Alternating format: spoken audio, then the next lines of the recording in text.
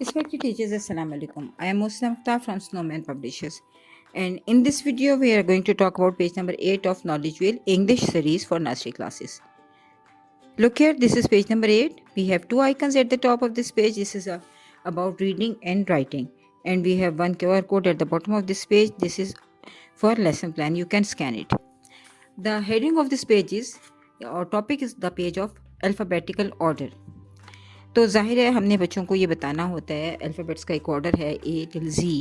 ہمیں بچوں کو اس آرڈر کے تحت بچوں کو اے بی سی یاد کروانی ہوتی ہے. بچوں کو بتانا ہوتا ہے کہ الفابیٹ جو ہیں وہ ایک خاص آرڈر رکھتے ہیں.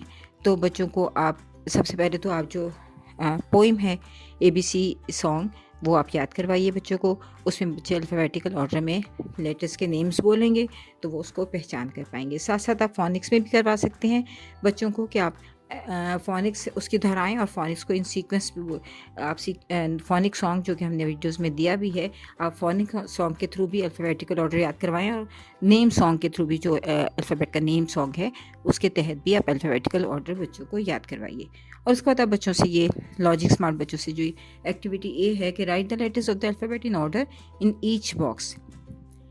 تو آپ بچوں سے کہیے کہ اس میں سے جو آرڈر آپ سب سے پہلے جیسے سی آئے گا, پھر ایف آئے گا, پھر جی آئے گا, پھر ایل آئے گا, اس طرح بچوں سے لیٹرز لکھوائیے سیکوینس میں اور ان سے کوسچنس پوچھیے. اور یہ پہلے یہ پریکٹس جو ہے وہ بورڈ پر بہت زیادہ کروائیے کیونکہ بچے ساتھ ساتھ میتھس میں بھی بفور بٹوین آفٹر کرتے ہوئے آئے ہیں تو آپ یہ الفابیٹ میں بھی یہ ایکٹیویٹی کروا سکتے ہیں.